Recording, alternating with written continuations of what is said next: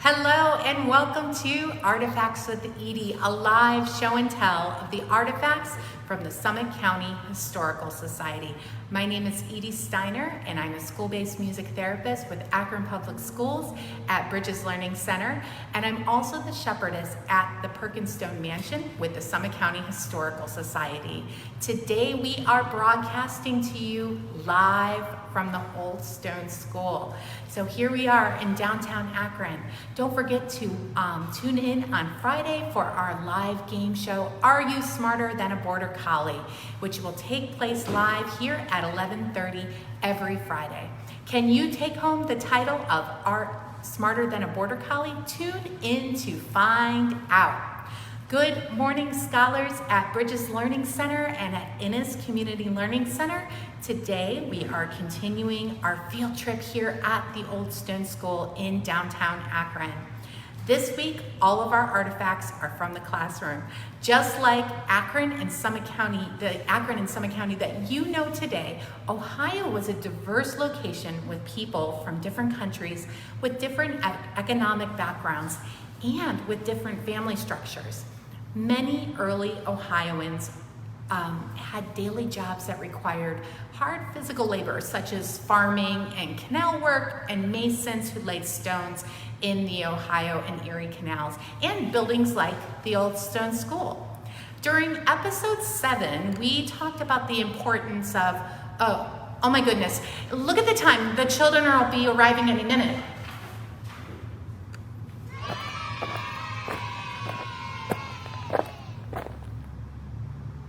I better get these kids in their assigned seats before we learn another thing. Rudolph Adams, this is your seat.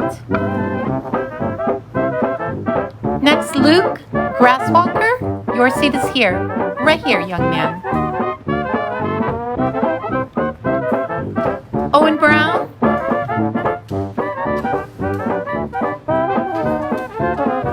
And Lincoln Steiner. Wonderful. We're ready to learn. It's time for our day to begin. The class is now in session. Schools in the 1800s had 2 sessions, summer and winter. Remember, there are 4 seasons. For our younger learners, winter, spring, summer, and autumn. Autumn is my favorite season, and it's one where I really enjoyed hiking outside. While learning was important during the 1800s, helping out at home was and still is important. During this time, girls generally attended school during the summer months while boys helped in the fields. Once the harvest had been completed, the girls then stayed at home and they helped with chores around the house and cleaned while the boys came to school. Owen Brown, are you sleeping in school? I will write a letter to you to take home to your father.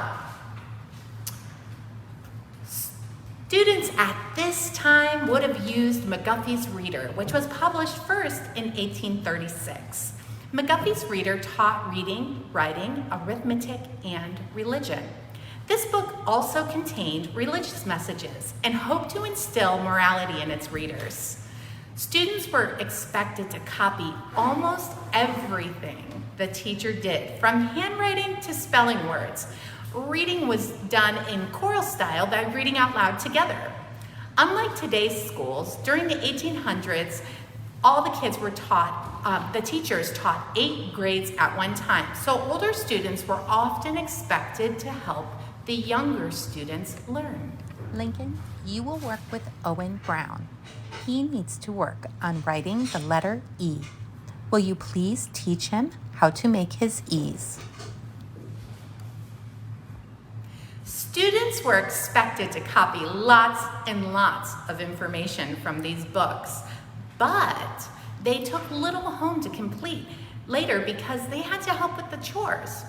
With the demands of helping one's family survive and put food on the table, most students were unable to finish more than an 8th grade level of education, or when they learned to read.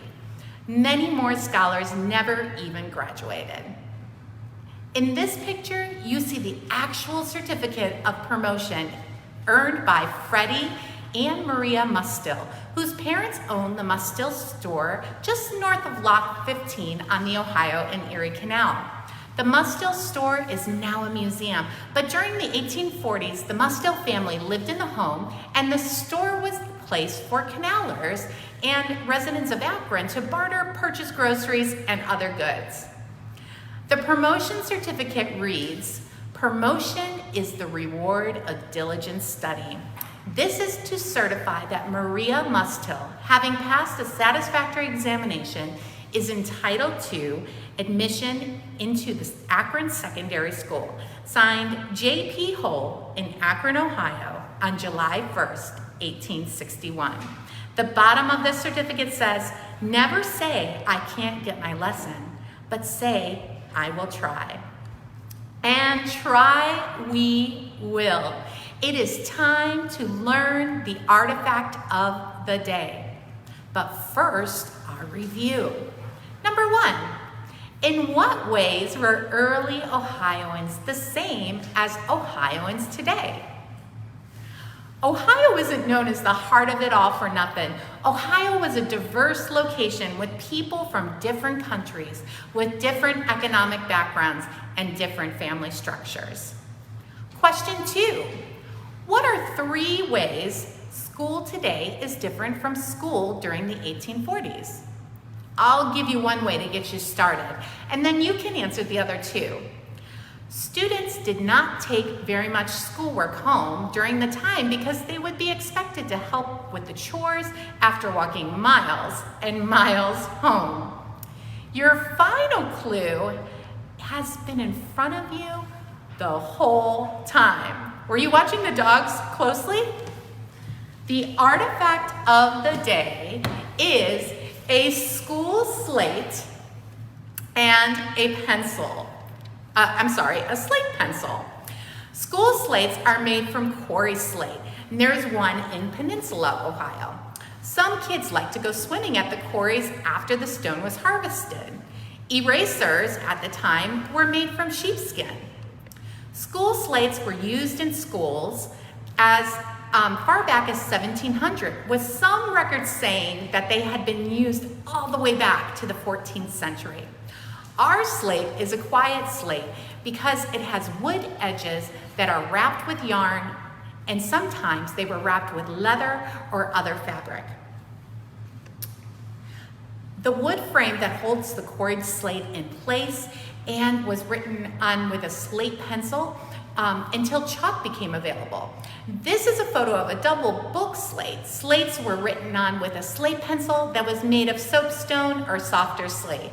Teachers had to go around the classroom and write lessons for every student to practice on. How much time do you think that took each day? And for students, they had to master lessons written on their slate because as there was no way to save their work. Once the teacher had approved their work, the student erased the slate and began the next lesson. What if you had no way to preserve your notes?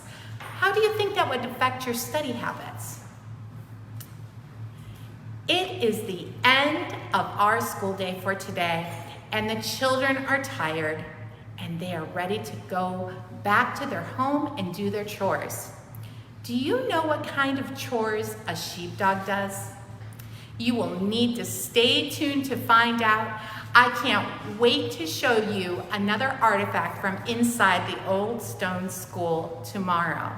I will see you tomorrow at 11:30 for another episode of Artifacts with Edie, where I show and tell the artifacts from the Summit County Historical Society, where history is always within reach.